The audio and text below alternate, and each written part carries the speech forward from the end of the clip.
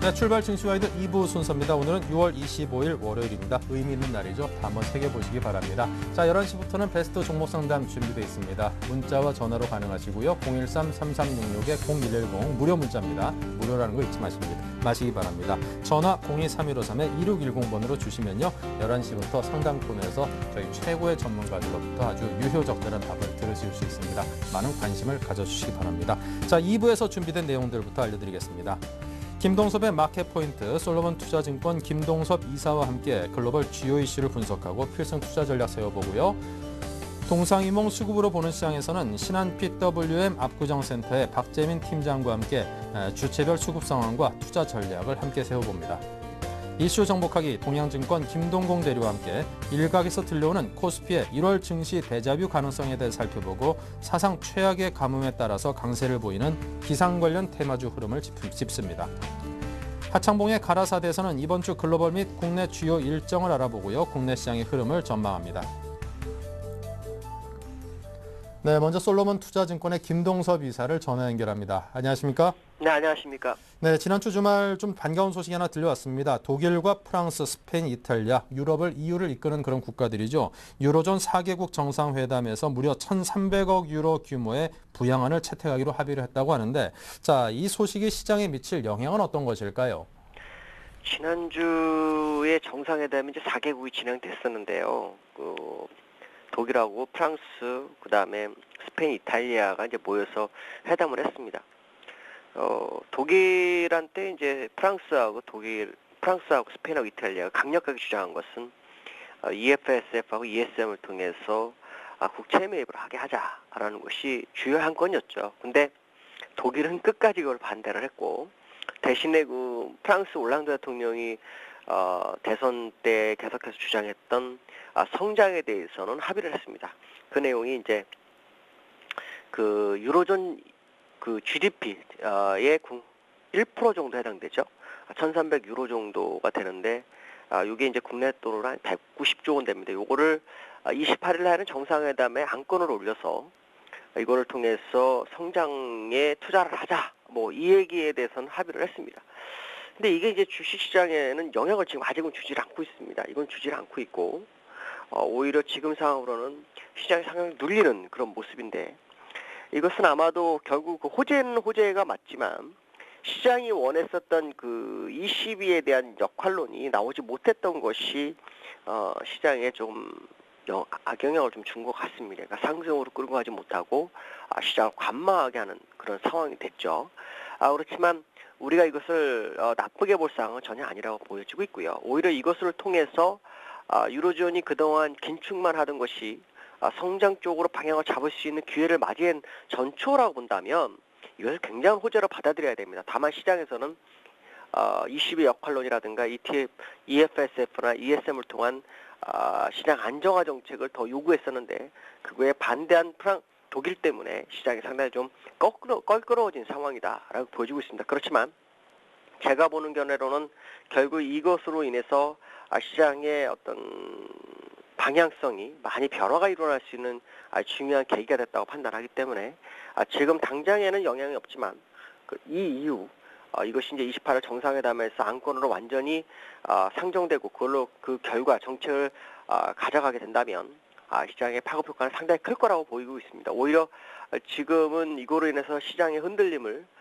저점 매수 기회 정도로 접근하시는 게 좋겠고, 일단 유로존에서는 긴축과 성장이 병행할 수 있는 여건이 형성됐다는 것을 긍정적으로 보면서 접근하는 것이 가장 좋지 않을까라고 판단하고 있습니다. 네, 자, 그리고 ECB가 유로존 은행권 유동성 지원을 위해서 대출 담보 기준을 완화하기로 결정을 했다고 하는데, 자, 이 정책에 대한 분석도 해주십시오.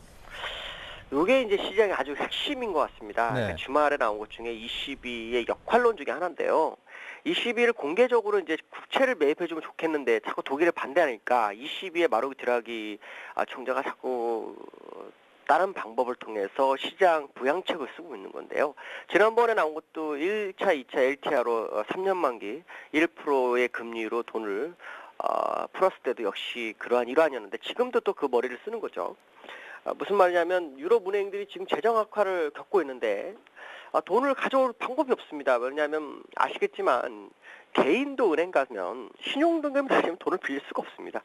빌리더라도 오히려 이자가 굉장히 세죠. 그거로 인해서 미국에서도 문제가 되는 게 서브프라임 모기지죠. 그러니까 모기지로 인해서 돈을 빌려야 되는 돈이 안 되니까 서브, 신용이 저신용된 사람들한테 돈을 빌려줬는데 그 사람이 못 갚으면서 문제가 터진 거하고 똑같은 상황입니다.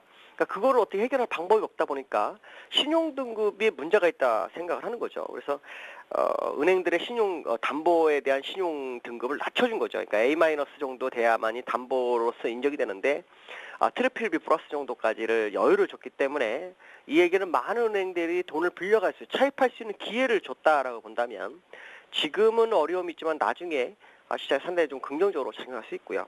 그 다음에 또 그 투자 전략가들사이에 나오는 것 중에 하나는 지난번에 LTR로 3년 만기 1%짜리를 풀어줬을 때가 사실 작년도 12월 달이었는데 요번에 다시 한번 또 그 기회가 오지 않겠느냐라는 거죠. 그러니까 내달 5일 날 ECB에서 또 한 번의 LTRO를 풀 것이다라는 것이 지금 시장의 어떤 주요 관심사입니다. 또 제가 보는 견해에도 가능성이 상당히 크다고 보여지고 있고요. 특히 담보 규정 완화로 인해서 일단은 시장은 안정을 취할 수 있을 확률이 굉장히 커진 상황입니다. 여기서 이제 문제가 되는 것 중에 하나는 사실 이것도 중요하지만 그리스가 이번에 다시 재협상을 하려고 하는 부분이 있기 때문에 이것까지도 해결이 된다면 일단 시장은 악재는 소멸되는 것이 아니냐. 물론 지금 프랑스나 스페인이나 이탈리아가 원하는 만큼은 아니지만 또 세계의 많은 나라들이 원하는 만큼은 아니지만 그래도 이 정도면 충분히 시장에서 버팀목이 되지 않겠느냐라고 판단하고 있습니다. 그래서 ECB의 담보 규정 완화는 상당히 시장에는 환영할 만한 일이고 이것이 이제 향후 주가를 끌어올리는데 기폭제가 될 수 있다고 판단하고 있습니다. 네, 자 오늘 코스피 지수가 프로그램 매물에 하락 출발했습니다. 모습이 조금 어려워 보이는데요. 장중 낙폭은 점점 더 커지는 모습이고요. 오늘 장의 투자 전략은 어떻게 세우고 계십니까? 이게 이제 문제는 수급에 있는데요. 지난주 금요일 날 그 홍콩계 쪽에서 선물 매도가 16,000개 정도가 나왔습니다. 이게 역대 두 번째죠. 이렇게 많이 나온 적이 없었는데 이 선물 매도 세력들이 아마 나온 것은 이게 저점이라면 한 번 더 저점 부분까지 갈 거라는 생각을 하고 들어온 것 같습니다. 그 물량이 결국은 나갈 거라고 판단하는데 예전의 모습을 보면 대량 매도가 그렇게 많이 나온 다음에는 2주 안에 한 5%에서 6% 정도가 주가가 빠졌던 기억이 있는데요. 벌써 한 1% 정도 빠지고 있죠. 지금 4%. 근데 지금 보시면 아시아권에서는 국내장이 제일 많이 지금 문제가 되고 있습니다. 아마도 투기적인 매도 세력이 아닌가 보여지고 있는데 어저께가 아니죠. 금요일 날 그 매수를 해줬던 개인들이 오늘 손절매가 2,250개가 나오면서 지금 투심을 악화시키고 있는데요. 마지막까지 지켜봐야 되겠습니다. 제가 볼 때는 오히려 이럴 기회에 사실은 기관이나 개인들이 합세해서 투기 세력들의 덜미를 잡아서 손실을 가중차게 해갖고 나가게끔 유도를 해야 되는데 그러지 못하는 게 좀 아쉽죠. 손발이 안 맞는 문제가 있는데요. 제가 볼 때는 외국인들은 이제 여기서부터 하면 매수로 전환할 확률이 굉장히 높습니다. 오늘 지수로는 제가 볼 때 일단 단기적으로 오늘은 바닥을 쳤다고 판단하고 있고요. 그리고 오늘은 이제 종가로 갈수록 저점이 높아지는 상황이 될 확률이 굉장히 높습니다. 그래서 1842포인트까지 올라오는지 꼭 확인하셔야 될 것 같습니다. 거의 보합까지 올라오는지를 꼭 확인하셔야 될 것 같고 거기까지 올라오면서 외국인들이 선물 환매를 해준다면 시장은 금요일과 반대 방향으로 향후 흘러갈 확률이 상당히 높습니다. 특히 주말에 나왔던 뉴스들 두 가지는 이들 매도 세력한테 상당히 부담되는 내용이죠. 그 내용으로 인해서 글로벌 시장이 올라가기 시작하면 자기들도 로스컷을 쳐야 되는 상황이 될 수 있기 때문에 아마도 오늘 선물을 최대한 환매해주는 그런 전략을 구사할 겁니다. 금요일날 매도 친 거를 이익 실현하기 위해서 프로그램 매도와 선물을 일시적으로 매도를 하고 있지만 결국에 가서는 환매할 확률이 굉장히 높다고 보여지고 있고요. 지금 자리는 그 도망가거나 무서워할 자리는 전혀 아닙니다. 오히려 지금은 힘들지만 상승 쪽에서 방향성을 계속 타진해보는 것이 더 유리하지 않나라고 판단하고 있습니다. 네, 자 지금은 도망가거나 겁먹을 자리가 아니다라고 진단을 해주셨습니다. 솔로몬 투자증권의 김동섭 이사의 시각이었습니다. 감사합니다. 네, 감사합니다. 네, 계속해서 신한금융투자 PWM 압구정센터 박재민 PB팀장 화상으로 만나봅니다. 안녕하십니까? 네, 안녕하세요. 네, 양시장의 흐름과 주체별 수급 상황부터 볼까요? 네, 일단은 금일 시장 지금 전 거래일 대비 26포인트 정도 지금 빠졌습니다. 많이 빠졌는데요. 뭐 그 이유로는 사실 금요일 날 경고를 했던 외국인의 선물 매도가 작용을 한다. 이렇게 좀 보시는 게 맞겠습니다. 국내 시장 지금 결국에 프로그램 물량이 많이 쏟아져 나오고 있는데요. 금일 업종 중에서 종이목재, 전기가스업, 좀 경기 방어주, 내수주라고 하는 업종 제외하고서는 업종의 하락이 좀 큰 편이고요. 전기전자 업종의 삼성전자가 3% 넘게 빠지면서 많이 빠지는 모습을 일단 보이고 있습니다. 외국인이 시장에서 1,100억 정도 지금 팔고 있고요. 기관이 50억 정도 팔고 있습니다. 기관은 뭐 보수적인 태도를 계속 견지하고 있고요. 개인이 금요일 이어서 현물에서 상당히 많은 금액을 지금 쏟아붓고 있습니다. 2,700억 정도 사고 있습니다. 코스닥 업종도 개인이 136억, 홀로 나홀로 사고 있고요. 외국인이 111억, 기관이 13억 정도 팔고 있습니다. 선물 시장 체크 안 해볼 수가 없는데요. 개인이 오늘 2,500억 정도 매도를 하고 있습니다. 금요일은 매수가 많이 들어있는데 오늘 들어온 자금은 좀 다른 자금이라고 일단 보고 있고요. 손절매보다는 신규 매도 자금, 좀 스마트한 머니가 좀 들어오는 것 같습니다. 외국인 1,800억 정도 매도하고 있고요. 기관이 금요일과 같이 매수를 많이 하고 있습니다. 미결제가 10,000개가 넘는 걸로 봐서는 일단 신규 매도랑 신규 매수 물량들이 상당히 복합적으로 오늘 작용하는 시장이다 보시는 게 맞겠고요. 프로그램 물량이 2,000억 가까이 지금 나오고 있습니다. 결국 우려했던 일, 비차익 매수 외국인에 의심됐었는데 결국 그게 기후가 아닌 현실로 다가오는 시장이 계속 지속되고 있다 이렇게 보시는 게 맞겠습니다. 네, 자 주체별 속내를 표현해 주신다면요. 일단 외국인은요.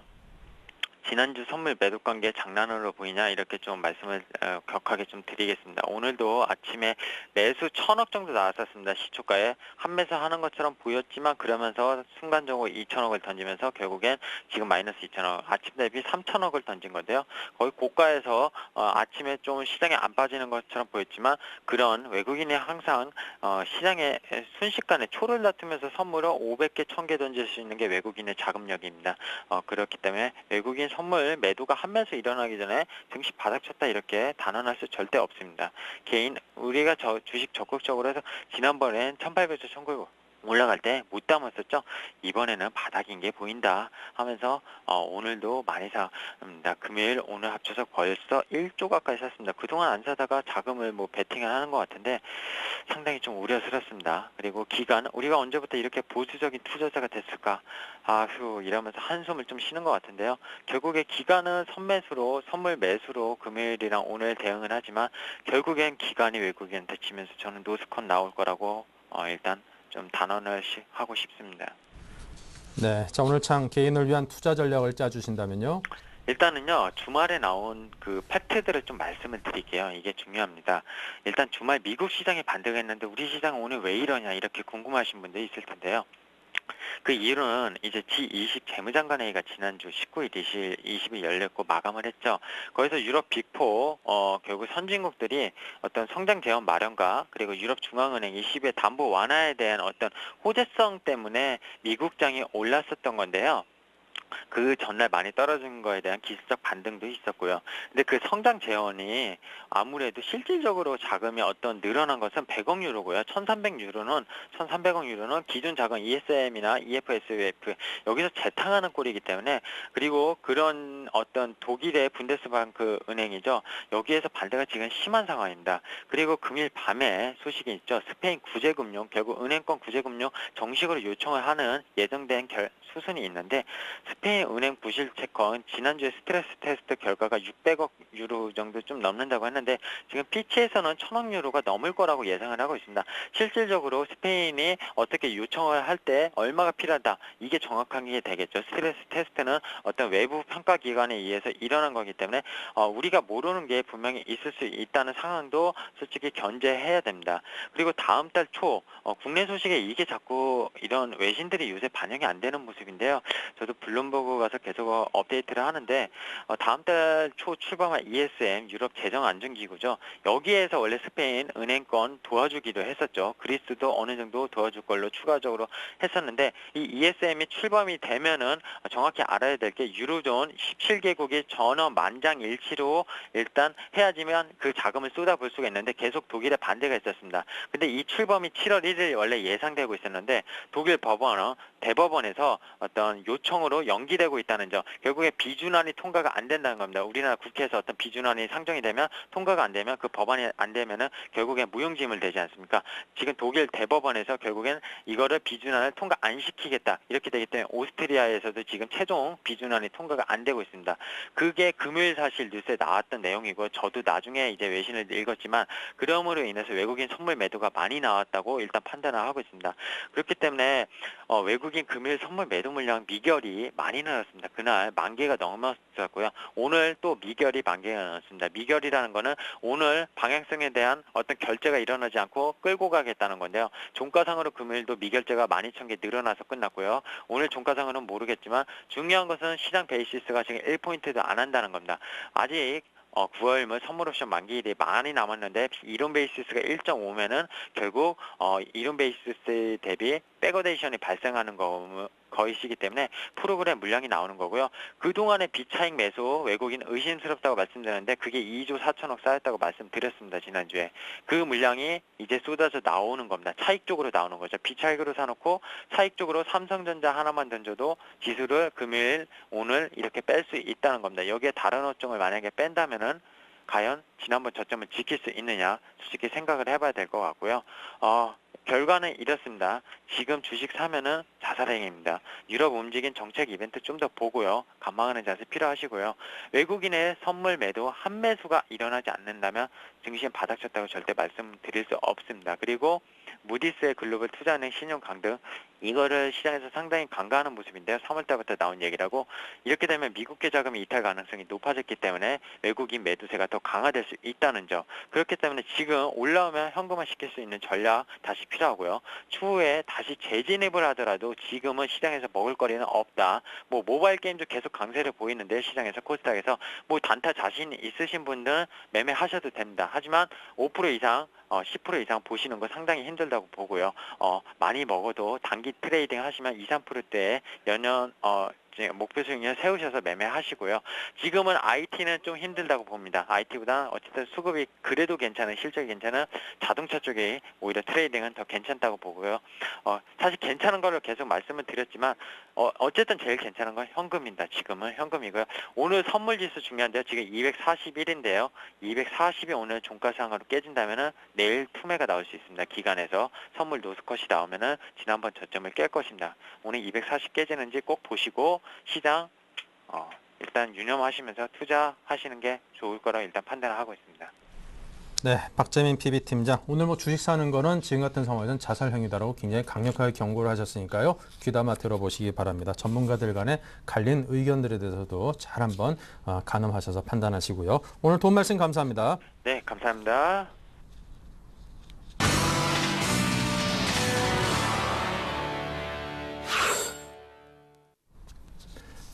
네, 전문가들의 12자 투자 전략을 살펴봅니다.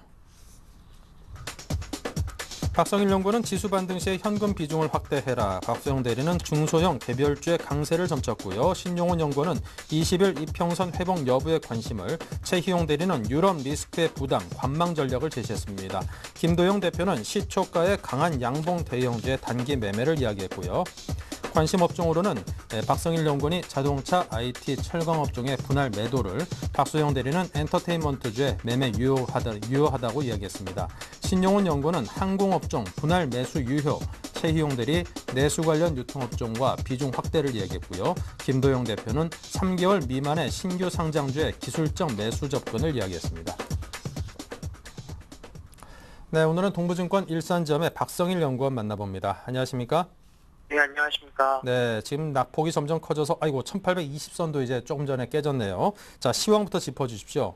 예, 시장이 상당히 어렵습니다. 뭐 대발, 악재나 호재 여러 가지 뉴스들이 나왔는데 그중에서도 악재에 민감하게 좀 반영을 하고 있고 지금 그리스, 유럽 사태에 대해서 선물 매도로 외국인이 일괄 대응을 하고 있기 때문에 총선 이후 정해진 아래쪽 방향성은 인정해줄 필요가 있습니다. 그렇기 때문에 지수가 하락하고 있는 거에 대해서 반등을 조금 생각을 하시기보다는 추가적으로 더 하락할 수 있기 때문에 반등시마다 매도를 해서 현금 비중을 조금 확대하는 게 좋겠다라는 의미에서 좀 말씀을 드리겠고요. 전반적으로 봤을 때 대형주 위주, 특히 삼성전자 그리고 자동차 IT 쪽을 많이 매도를 좀 하고 있는데 대형주를 민다는 것 자체가 이제 프로그램 매도가 좀 많이 나오고 있기 때문에 프로그램 매도세가 진정이 될 때까지는 시장 접근은 조금 조심하는 게 좋다고 말씀드리겠습니다. 네, 자 오늘은 지수 반등 시 현금 비중 확대, 그만큼 현재 시장이 어렵다라고 전망을 하시는 것 같고요. 자동차, IT, 철강 업종 분할 매도를 말씀하셨는데요. 상세한 설명을 주시죠. 네, 일단 IT 쪽에서는 삼성전자 먼저 말씀을 드리겠습니다. 삼성전자 같은 경우는 지금 시장 컨센서스가 너무 높죠. 2분기 6조 이상 나올 거다라고 예상을 좀 하고 있는데 실제로 회사 측에서 말을 하고 있는 건 그렇게 많이 나오지 않을 것 같습니다. 특히 갤럭시 S3 출시가 조금 지연이 되면서 2분기보다는 3분기 쪽으로 이익이 조금 넘어간 감이 좀 있기 때문에 지금 상황에서는 삼성전자의 저점을 찾아야지 삼성전자가 조금 싸졌다고 해서 매수를 접근하기는 어렵다라고 말씀드리겠고 전자가 움직이기 시작을 했기 때문에 전기나 LCI 같이 그동안 삼성전자에 기대서 올라왔던 주식들 전반적으로 모두 조정을 받을 수 있다고 생각을 하시면 좋을 것 같고요. 자동차 같은 경우는 2분기 실적이 좋을 거다라고 예상을 좀 하고 있지만 시총이 크죠. 그렇기 때문에 프로그램 매도에서 자유로울 수가 없습니다. 특히 외국인 프로그램 차익 매도 쪽에서는 주의 깊게 자동차도 빠질 수 있다는 걸 염두에 두시면 좋을 것 같고 철강이나 화학 같은 경우는 최근에 이제 많이 빠졌기 때문에 저평가에 대한 논란이 많이 일어나고 있는데 그럼에도 불구하고 일단은 빠지고 있는 종목들이 바닥을 잡지 못했을 경우는 매도에 집중을 받을 수가 있습니다. 그렇기 때문에 아직까지도 철강이나 화학도 많이 빠졌지만 접근하기는 조금 이르다라고 말씀드리겠습니다. 네, 자 오늘 장에서 관심 가질 만한 종목 있을까요? 어떤 걸까요? 예, 일단 관심 종목을 찾기가 상당히 어려운 시장인데요. 그럼에도 네. 불구하고 일단은 개별주 종목에서 한번 골라봤습니다. 유비밸럭스 말씀을 좀 드릴 텐데요. 최근에 이제 올라가고 있는 주식들, 뭐 한국콜마나 컴투스를 비롯한 SM 등을 좀 찾아보자고 하면 패러다임이 변화되는 주식들이 그나마 지금 수급이 좀 양호하고 시장과 무관하게 움직이고 있는데 유비밸럭스 같은 경우는 이제 스마트 기기 성장에 따른 유심칩 시장 확대 수혜를 좀 볼 수 있고 최근에 이제 근거리 무선 이동통신의 확대가 유비밸럭스의 가장 큰 호재로 작용을 하고 있죠. 기술의 발달에 따라서 근거리 무동통신 NFC 같은 경우에는 직접적으로 유비밸럭스의 실적 성장에 아주 큰 영향을 미치고 있기 때문에 패러다임의 변화가 유비밸럭스의 주가를 조금 더 견인할 수 있다라고 말씀을 좀 드리겠고요. 지금 현재 주가에서 3만 원 부근에서 매수를 하시면 좋을 것 같고 매도는 짧게 29,500원, 29,000원 이 사이에서 하시면 좋을 것 같습니다. 목표 주가는 크게 4만 원 정도 말씀을 드렸는데 시장 상황 좀 봐야겠지만 지금과 같이 이제 코스피는 하락을 하고 코스닥 시장은 조금 양호한 모습을 보인다고 하면 중기적으로 봤을 때도 가능하다라고 말씀드리겠습니다. 네, 자 지금까지 동부증권 일산점의 박성일 연구원과 함께 유비밸럭스에 관한 이야기까지 해봤습니다. 감사합니다. 네, 감사합니다. 네, 자 계속해서 이슈 정복하기 박미라 아나운서 준비하고 있습니다. 안녕하세요. 이슈 정복하기 박미라입니다. 오늘 점검해봐야 할 주요 이슈들 함께 살펴보겠습니다. 유럽 위기가 진정된다면 코스피는 올해 1월 증시와 비슷한 양상을 보일 거라는 리포트가 나왔습니다. 1월 증시 대자뷰 가능성 살펴보겠습니다.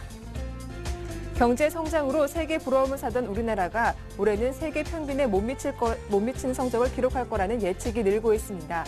어떤 이유 때문인지 자세하게 분석해 보겠습니다. 사상 최악의 가뭄과 때이른 6월 폭염 등 이상 기후가 계속되면서 기상 관련주들이 테마를 형성하며 연일 들썩이고 있습니다. 마땅한 투자처를 찾지 못한 개인 자금까지 거세지면서 상승폭을 키우는 모습입니다. 국제신용평가사 무디스가 글로벌 15개 은행의 신용등급을 하향 조정한 데 이어 국내 은행주도 일제히 급락세가 나오고 있습니다. 은행주의 향후 흐름 점검해 보겠습니다. 네, 이슈 정복하기 오늘 순서는 동양증권 김동공 대리와 함께하겠습니다. 안녕하세요. 네, 안녕하세요. 네, 유럽 위기가 진정된다면 코스피 지수가 1월 증시와 비슷한 흐름을 보일 거라는 전망이 제시가 되기도 했죠. 이번 주 후반 예정돼 있는 EU 정상회담도 어떤 모멘텀이 될 수 있지 않을까 기대가 모아지고 있는데 자세하게 살펴봐 주시죠. 네, 미국 연준이 이제 연말까지 2,670억 달러 오퍼레이션 트위스트를 연장하고 주가 경기 부양에 대한 이제 가능성을 좀 제시했지만 중국 관련 경기 지표 하락 등으로 관련해가지고 오늘 또 역시 이제 좀 하락을 하면서 주가 이동평균선 기준 200일선에 계속해서 내주고 있는 그런 모습을 좀 보이고 있습니다. 하지만 최근에 이런 하락은 좀 뭐랄까 변동성 이상의 좀 의미를 좀 부여하진 않아도 되지 않을까 좀 그렇게 보이는데요. 이유로는 이제 최근 들어서 계속해서 유입되고 있는 외국인 수급과 그리고 스페인과 이탈리아의 국채 수익률 하락 그리고 미국 추가 경기 부양책에 대한 이 기대 지속 등의 이제 이런 반등에 대한 기대를 좀 유지케 하는 것 같습니다. 그다음에 최근에 이런 하락은 좀 변동성이지 않나 좀 이런 좀 보이고요. 이번 달을 기점으로 해서 유럽 위기 완화에 대한 기대가 이제 점차 확산될 전망입니다. 물론 결과 확인이 이제 우선이겠지만 위기의 심각성과 향후 파장을 감안할 때 근본적인 해법까지는 아니더라도 최소한 이제 땜질 처방 정도는 이제 좀 기대할 수 있지 않을까 일단 좀 그렇게 보이고요. 그리고 그러니까 올해 1월에 있었던 증시와 이제 비슷한 모습들이 좀 많이 보이고 있습니다.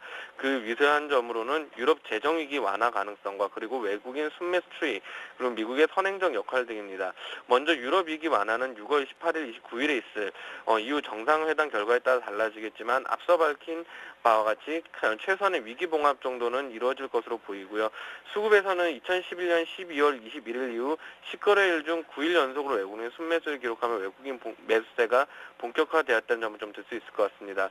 최근에도 외국인 매수세가 이와 흡사한 양상을 좀 보이고 있는 것으로 보이는데 외국인이 지난 6월 7일 이후 전일까지 11거래일 중 9일 연속 순매수를 기록하고 있습니다.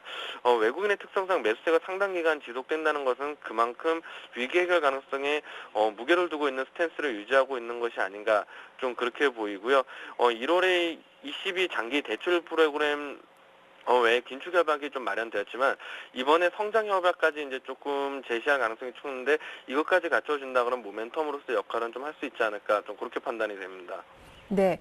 OECD에 이어서 LG경제연구원에서도 우리나라 하반기 경제 전망에 대한 보고서를 내놨다고 하죠. 이 세계 평균에 못 미칠 거란 분석이 나왔다던데 어떤 이유 때문인가요? 네, 우리나라 이제 세계 경제가 세계 평균에도 미치지 못할 것 같다라는 이런 전망들이 조금 나오고 있는데 그 이유들을 조금 살펴보면은 결국은 문제는 가계 대출이 가장 큰 위험을 좀 차지하고 그 위로 수출과 이제 내수가 좀 부진하다라고 하고 있습니다. 24일 LG경제원은 2012년 하반기 경제 전망을 통해서 국내 경제 성장률이 3%포인트를 기록할 것이라고 전망을 했습니다. 지난해 12월에 전망한 수치보다 0.4포인트 하락했고 국내 민간 연구기관 중 가장 낮은 수치를 기록하고 있는데요. 올해 세계 경제 성장률은 3.1%로 국내 성장률보다 높을 것으로 좀 내다봤습니다. 지난해 12월에 우리나라가 0.1% 높다고 발표했지만 이번에는 이 수치가 좀 뒤집히고 있는 모습을 보이고 있습니다. 이렇게 경제 성장이 부진한 이유는 수출과 내수가 모두 침체한 상황을 좀 들고 있는데요. 유럽 위기로 세계 경제가 침체해 수출은 이 영향을 피할 수 없다고 좀 밝혔습니다. 물가 상승률이 2%로 낮아지고 글로벌 원자재 가격이 안정되긴 했지만 불확실성이 너무 커 이제 가계 소비를 줄이고 절약에 나선다고 이제 예상을 했습니다. 가계 부채 억제를 위한 정부의 노력 때문에 차입을 통한 소비도 막혀 정부 지출 말고는 경제를 이끌 원동력이 좀 부족하다라는 전망입니다. 결국 유럽 위기에 따른 이제 이런 수출 내수 부진에 대한 이야기들이 오고 가고 있고요. 또 하나의 요인으로는 가계 대출 문제가 있는데 이건 네 번째 문제에서 한번 좀 살펴보도록 하겠습니다. 이런 수출과 내수 문제는 결국 있을 이제 28일부터 7월 5일까지 있을 유로존 해결에서 이제 어느 정도 좀 답이 나오지 않을까 좀 그렇게 보입니다. 네, 이 최악의 가뭄이 이어진 데다 6월 폭염까지 겹치면서 기상과 관련된 테마주가 연일 들썩이고 있습니다. 이들 테마주는 어떻게 접근해봐야 할까요? 네, 최악의 104년 만에 이제 최악의 가뭄이라고 하면서 일단 지금 상당히 좀 안 좋은 모습들이 좀 보이고 있는데 6월 폭염 등 이상 징후가 이제 포착이 되면서 기상 관련주들이 테마를 형성하면서 이렇게 올라가고 있습니다. 하지만 이 같은 테마주들은 역시 투자자 여러분들 잘 아시겠지만은 단순한 기대감이 오르는 것이기 때문에 신중한 투자가 좀 필요하다는 생각들은 다 가지고 계실 것 같습니다. 하나하나 좀 살펴본다 그러면은 비료 업체인 조비는 이제 21일 날 이제 가격제 한 번까지 오른 끝에 1,450원에 거래를 마치면서 한 5일 연속 강세 행진을 이어가고 있고 남해화, 경농, 팜스토리 등 그리고 효성 OMB 같은 비료를 관련한 농업 관련주들이 일제히 상승을 하고 있습니다. 특히 세계적인 기상 이변으로 곡물 가격이 급등했다는 소식까지 전해지면서 상승폭이 더욱 가파라지는 모습들을 보이고 있고요. 이러한 무더위에 따른 전력 수요 증가로 전력 관련 주식들도 연일 강세를 거듭하고 있습니다. 최근 들어서 이런 상승들을 보면서 한국전력 등이 올라가고 있고 거기에 관련된 스마트 그리드 관련주로 누리텔레콤까지 올라가고 있는 이런 모습들을 보이고 있습니다. 초반부에도 말씀드렸지만은 이런 것들은 단순한 기대감이 오르는 것이기 때문에 순수하게 트레이딩 관점 그리고 짧게 먹고 짧게 나오는 짧게 수익만 내고 나오는 전략 그런 전략 등으로 취하시는 것이 좋을 것으로 판단이 됩니다. 네, 마지막 이슈입니다. 무디스가 주요 은행들의 신용등급을 강등하자마자 국내 은행주들도 함께 급락하는 모습이 나왔습니다. 하지만 이 글로벌 증시에서는 강등 이후 오히려 오른 은행주들도 눈에 띄었는데 국내 증시 유독 약한 이유 무엇 때문인지 살펴봐 주시죠. 네, 무디스의 악재에 따른 이제 국내 은행주들이 좀 급락을 하고 있는데 사실상 은행주도 금융주도 글로벌 은행주들은 사실상 좋을 게 없는 상황입니다. 거기서 우리나라 영도 좀 살펴봤는데 우리나라 은행주를 좀 살펴봤을 경우 가장 중요한 문제는 가계대출 문제가 좀 끼어 있을 수밖에 없습니다. 이런 가계대출 문제를 좀 살펴볼 때 그중에서 중요한 거는 좀 집단대출이라고 볼 수가 있는데 이 집단대출이란 특정 집단 내 자격을 갖춘 차주에 대해 개별적인 대출 심사 없이 일괄적으로 승인되는 대출을 일컫습니다. 일반적으로 아파트 분양 시에 이주비 그리고 중도금, 잔금에 대해 집단 대출이 이루어지는 경우가 많습니다. 최근 부동산 가격 하락으로 아파트 가격이 분양가를 하회하는 경우가 많습니다. 그리고 이렇기 때문에 분양자들이 시행사와 법적 분쟁을 벌이면서 대출이 연체하는 사례가 많아지고 있는데 가계대출이 대부분이 이런 집단 대출이 이루어져 있다는 점에서 어떤 이런 제가 말씀드릴 내용에 대해서는 조금 걱정은 좀 덜해도 되지 않나 그런 판단이 듭니다. 집단 대출 중 이주비 그리고 중도금, 잔금 이 세 가지로 구성되는데 이 중 입주가 완료되어 분쟁 리스크가 낮은 잔금 대출이 총 66%를 차지하고 있습니다. 수분양자와 신행사 간의 분쟁의 쟁점인 중도금 대출 비중은 약 26%에 불과하고 중도금 대출의 75%는 시행사 그리고 시공사 또는 주택금융공사에 보증되어 은행 부실로 이어질 가능성이 매우 낮습니다. 4월 말 수분양자 시행사 간의 분쟁 사업장의 대출 규모는 약 한 3.9조 원 이하로 이렇게 딱 보이고 있는데요. 여기서 알 수 있듯이 우리나라 가계대출에 대한 걱정 그렇게 우려는 크진 않아도 될 것 같습니다. 그렇기 때문에 두 번째 이슈에서 말씀드린 우리나라의 가장 큰 문제인 가계부채도 또 어느 정도 해결이 그러니까 그렇게 걱정할 우려는 없지 않을까 이렇게 좀 판단이 되고요. 은행 문제가 사실상 유럽의 문제입니다. 그렇기 때문에 우리나라 은행 영향을 안 받을 수는 없지만 제한적인 영향으로 보셔도 될 것 같습니다. 투자적인 관점에서는 가능하겠지만 지금 장에 돈이 은행주 되지 않고 있는 상황에서 은행주들은 중장기적 관점에서 분할 매수 관점이지 트레이딩 전략은 아니라는 점, 그 점 한번 강조드리고 싶습니다. 네, 말씀 잘 들었습니다. 지금까지 동양증권 김동공 대리와 함께했습니다. 고맙습니다. 네, 감사합니다. 네, 이슈 정복하기 저는 박미라였습니다.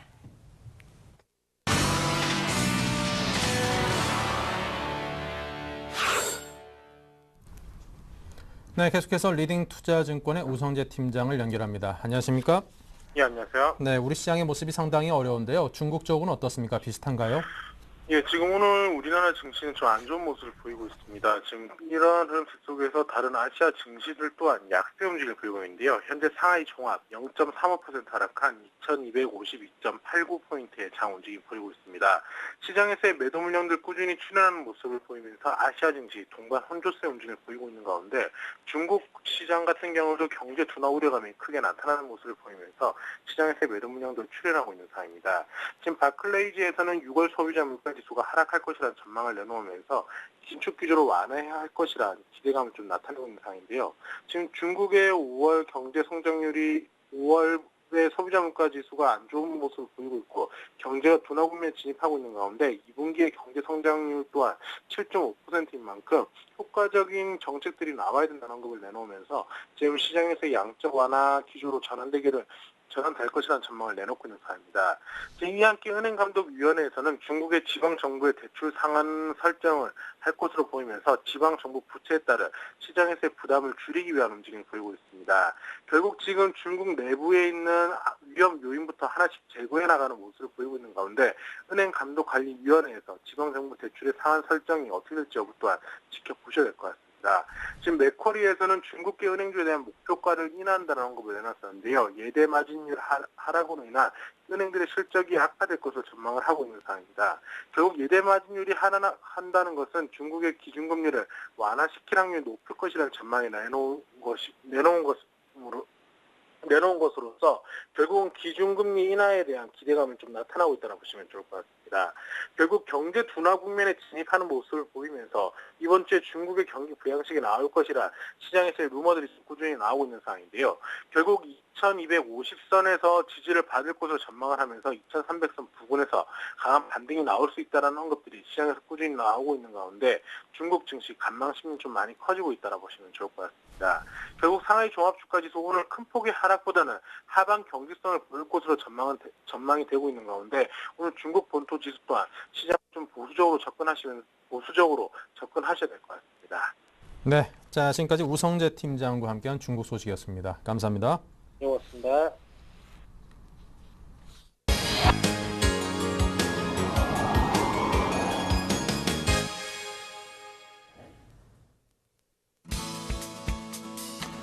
네, 안녕하십니까. 오늘이 이제 6월의 마지막 주네요. 벌써 올해 반도 지나가는데 사실 올해 뭐 한 4월부터인가요? 유럽발 위기 자체가 사실 2분기는 상당히 꽁꽁, 바깥 날씨는 상당히 더워 죽겠는데 주시장은 반냉입니다. 한겨울이 어디 없다 그런 말씀드리겠고요. 오늘장 같은 경우 일단 6월의 시가가 한 1832포인트. 사실 지난 금요일 날 지수가 급락을 하면서 1850선 정도에서 오늘은 조금 멈춰줄 수 있지 않을까 그렇게 생각을 했습니다만은 일단 지난 금요일 날 이어졌던 매도세, 뭐 외국인의 선물 매도, 외국인의 현물 매도, 요건 사실 뭐 전기전자에 대한 매도세가 오늘도 압도적인데 이런 부분이 장에 또 발목을 잡고 있고 사실 우리가 2주 전인가요? 예, 일주일 전이네요. 그리스가 일단 총선만 끝나고 나면 시장에서는 조금 안도감을 줄 수 있지 않을까 그렇게 이야기했습니다만은 역시나 그리스는 국제금융 재협상에 들어가고 있고 또 스페인 문제 같은 경우가 역시나 계속 장을 잡는 모습입니다. 지금 같은 장이야 사실 오늘 같은 경우 저도 생각보다 조금 많이 내려간 것 같아요. 1820포인트 초반이면은 약간 하지만 시장에서는 그래도 1800포인트는 지키지 않겠느냐 늘 같은 말 나오고 있죠. 하지만 우리도 그런 기대감을 안으면서 이번 주 관전 포인트 한번 체크해 보도록 하겠습니다. 일단은 유럽 같은 경우는 이번 주도 역시나 두 가지입니다. 그리스와 스페인이 되겠죠. 일단 그리스 같은 경우는 가장 중요한 것이 긴축 프로그램 재협상에 대한 추진 이야기가 좀 나올 것 같고요. 스페인 같은 경우는 스페인 은행권에 대한 1천억 유로에 대한 구제금융 이제 구체적인 협상에 들어갈 것입니다. 이 부분이 오늘부터 그리고 28, 29일까지 이 정상회담까지 미친다 말씀드리겠고 이런 와중에도 우리 정시 같은 경우는 이제 6월 말 아니겠습니까? 6월 말이기 때문에 2분기 성적표를 확인하는 이번 주부터 보면 어떻게 보면 펄이 어닝 시즌에 들어갔기 때문에 그래도 최소한 시장을 흔들리지만은 그 안에서 어떤 종목별로 실적이 그나마 조금 2분기에 좋았던 종목들 미리 한번 체크해보는 시간을 갖도록 하겠습니다. 제일 먼저 살펴볼 것이 그리스죠. 제가 조금 정리를 해봤습니다. 지금 뭐 현재 IMF라든지 트로이카 3사단이 그리스에 오늘 지금 실사단이 가 있는 상태죠. 그래서 약간 협상은 난항을 보이고 있는데 시장에서는 사실 약간 다시 총선 이후에 뭐 신민당이 연립정부를 구성했다. 그래서 그나마 풍을 조금 불어넣고 있습니다만은 이 연립정부가 제시한 구제금융 긴축안의 어떤 그 완화 프로그램 자체가 기존에 긴축 이행에 대해서 무효를 주장했던 시리자파와 크게 다르지 않다는 이야기가 약간은 유럽 시장에 부담을 주는 모습입니다. 크게 봤을 때는 긴축 프로그램 재조정에 대한 큰 맥락은 조건을 재협상하자 아니면 성장을 조금 더 촉진하자 그 당연히 새로운 정권은 자기들의 정치권의 기반을 다지기 위해서 사회보장제도를 강화하자 이런 요구를 내걸고 있고요. 당연히 독일이나 프랑스 입장에서는 강경하게 아직까지도 사실은 중간중간에 정치적 립서비스 나오고 있습니다는 재협상은 없다는 요구를 내고 있습니다. 간단하게만 살펴보면은 그래서 지금 신정부에서 요구하는 세 가지 정책은 기존에 2014년까지 예상되어 있던 재정적자 감축 목표를 2년 더 연장하자. 시간은 좀 달라 이 소리가 될 것 같고요. 아무래도 공무원연금이라든지 공무원급이라든지 연금에 대해서 추가 삭감을 하지 말자 이런 이야기가 나오고 있죠. 사실 이게 긴축 프로그램 할 때 가장 필요했던 자금 재원의 목표였는데 그 자체를 조금 더 느슨하게 해달라 이 말이고 아무래도 이제 뭐 사회보장제도 측면에서 봤을 때는 저소득층이라든지 부가세를 좀 감세하자 이런 이야기 나오고 있습니다. 그리고 먹고 살기 힘들어 죽겠으니까 실업수당 좀 연장하자 이런 약간 구체적 내용이 나오는데 지금 트로이카 실사단이라든지 그리스 정부, 독일, 프랑스가 것으로 지금 논의되고 있는 주요 사항들은 이렇다 말씀드리겠습니다. 하지만 이 내용만 가지고 우리가 이것이 어떻게 진행될지에 대해서는 다시 한번 EU 정상회담으로 조금 더 밀어놨다. 그래서 사실 28, 29일 나오는 브뤼셀에서 열린 EU 정상회담에서는 이 부분에 대해서 가장 큰 거는 사실 앞에 두 가지입니다. 기간 조금 연장하고 그동안에 뭐 약간 추가 삭감을 저지하자는 이 내용인데 약간 좀 팽배하기 때문에 계속적으로 부담을 줄 것 같고요. 사실 시장에서는 그것보다 더 또 리스크하게 생각하는 게 스페인이죠. 스페인이 이제 실제적으로 지난 22일 같은 경우에는 미국 증시 폭등했던 그 원인이 유럽 통화은행 ECB에서 한 1,300억 유로 정도의 은행권에 대해서 유동성을 확보하자. 그런 것이 이제 유럽 4개국 정상회담에서 약간 합의를 봤습니다.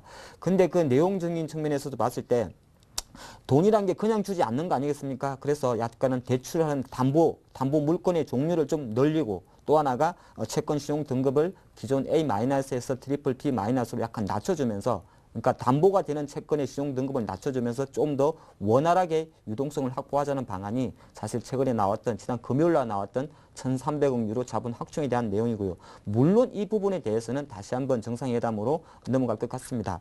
그리고 지금 가장 중요한 거는 사실 6월 중순 정도에 스페인 은행이 1,000억 유로 정도의 자금을 요청을 했고 오늘자로 해서 25일자가 되겠죠. 오늘 이제 공식 요청을 하게 되고 오늘 밤 새벽 정도에는 스페인 총리가 다시 이 부분에 대해서 언급할 것으로 예상이 되고 있습니다.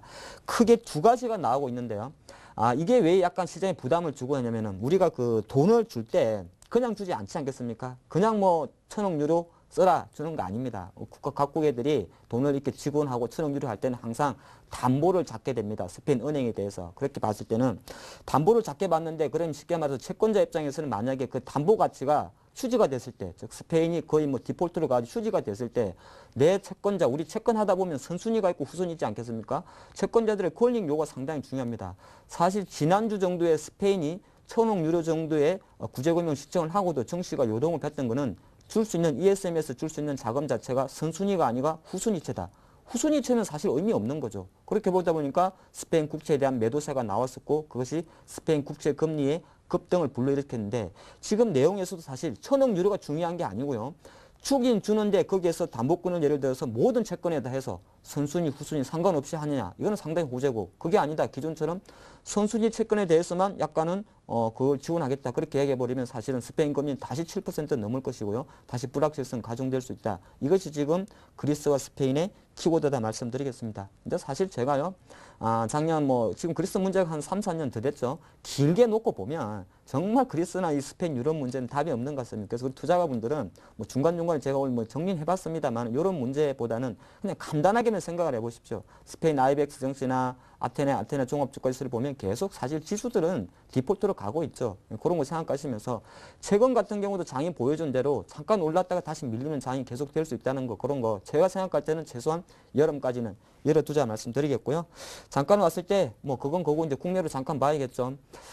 이제 어쨌든 간에 우리나라는 2분기 프리 어닝 시즌에 들어갔습니다. 그래서 지금 보면은 삼성전자 같은 경우는 늘 그래왔듯이 분기가 끝나는 다음 주 첫 번째 주 금요일 정도에 예비 실적을 발표합니다. 삼성전자 지금 한 7월 6일 금요일 정도에 2분기 성적표가 좀 예상이 되는데 지금 계속 때리고 있죠. 올 115만 됐겠지 않습니까? 내용적인 면에서는 2분기의 기대치를 6조 원 초반으로 낮춰잡는다. 그렇게 하면서 먼저 내리고 있는데 제가 조금 이따 살펴드리겠습니다만은 사실 그거를 너무 나쁘게는 보지 말자 그런 말씀드리겠고요.